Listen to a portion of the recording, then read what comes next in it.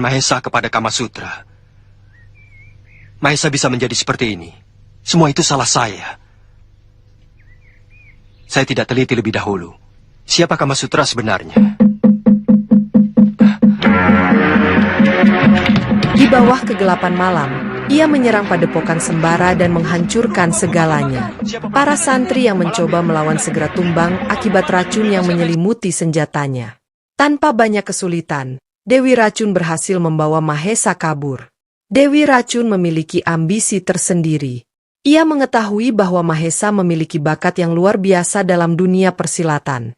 Oleh karena itu, ia ingin menjadikan Mahesa sebagai muridnya. Namun, usaha Kiai Bantaran dan para santrinya untuk merebut kembali Mahesa tidaklah mudah. Mereka mencoba mengejar Dewi Racun, namun racun-racun mematikan yang dimilikinya membuat mereka kewalahan. Banyak santri yang tumbang akibat racun yang menyebar di udara. Demi menghindari lebih banyak korban, Kiai Bantaran akhirnya memutuskan untuk mundur dan menyusun strategi baru.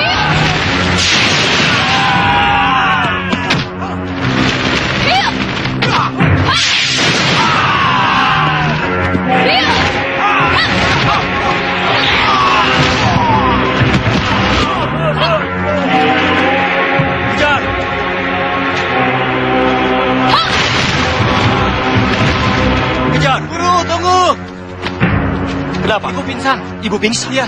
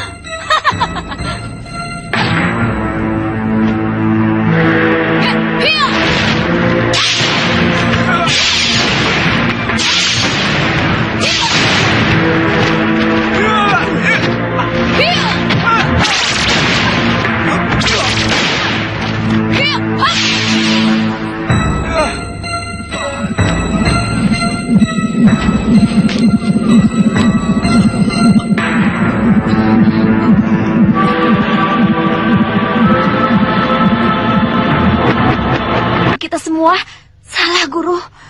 Bicara yang jelas, jangan berbelit-belit. Ternyata Dewi Racun tidak mengincar pedang malaikat, Guru. Melainkan sama dengan Guru mengincar Mahesa. Apa?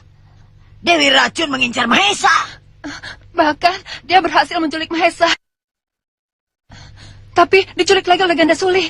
Diculik Ganda Suli? Iya. Kenapa jadi kacau balau begini?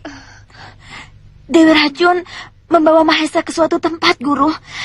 Karena dia harus menghadapi anak buah Sembara dan murid-murid dari Padepokan Linggabuana.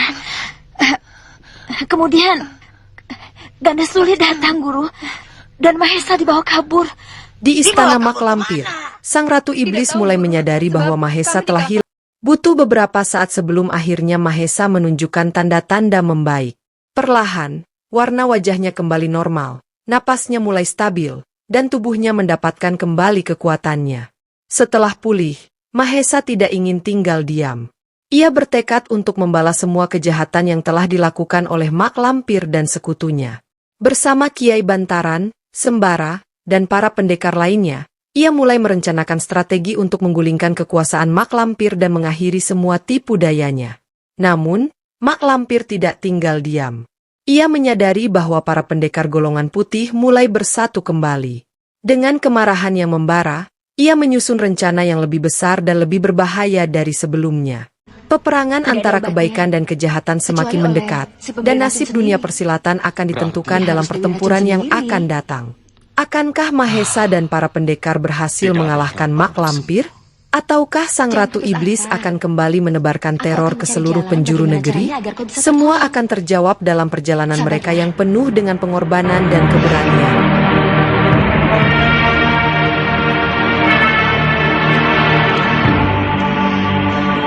Kau tampan, Mahesa.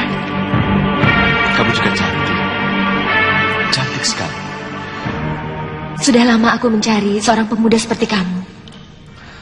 wanita seperti kamu tidak akan sulit mencari suami.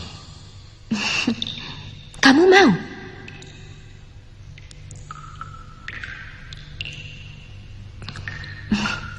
Aku tanya, apa kamu mau? Apa jawabmu, Mahesa? Jawab dulu. Bagaimana sih? Ditanya diam saja. Tidak tahu. Kok tidak tahu? Iya atau tidak?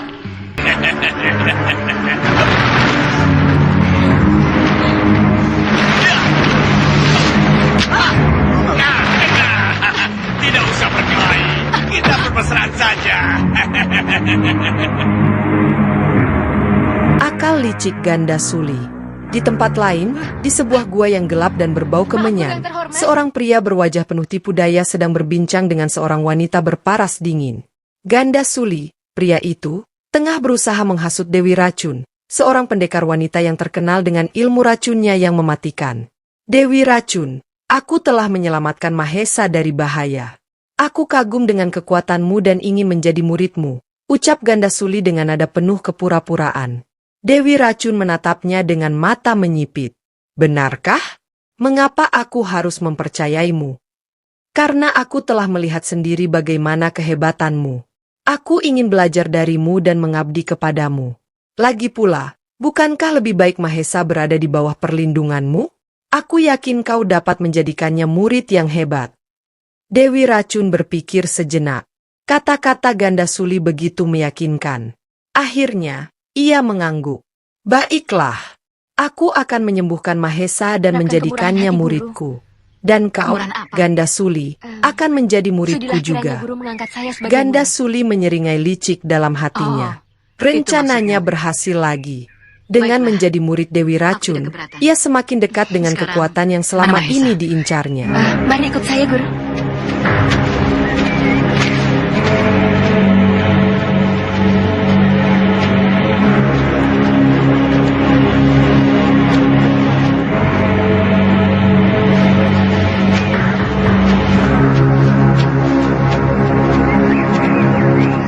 Dewi Racun tidak boleh lolos dari tanganku.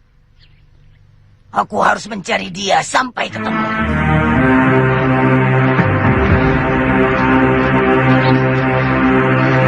Masih jauh. Tidak, Guru. Dari sini kira-kira 5 apa lagi?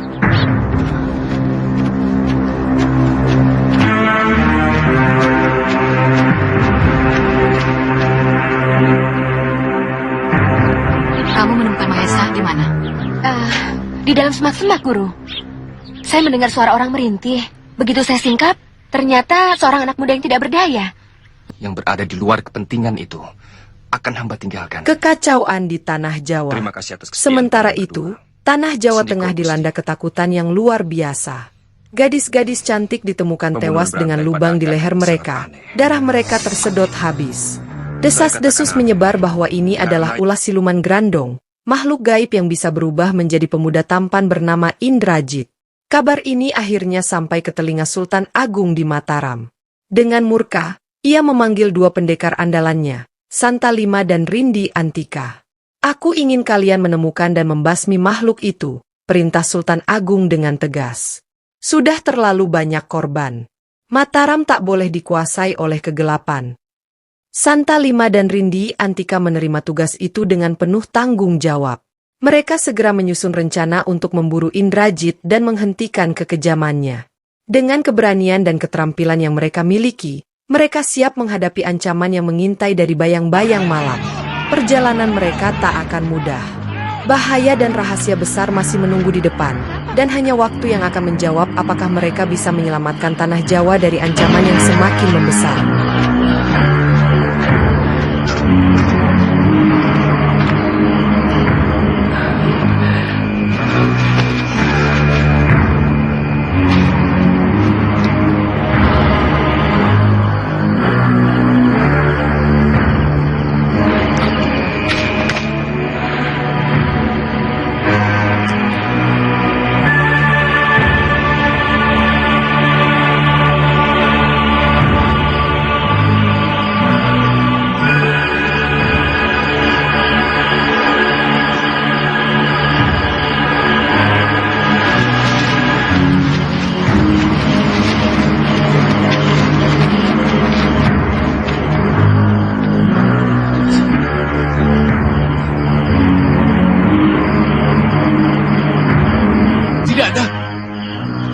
Di sini juga tidak ada.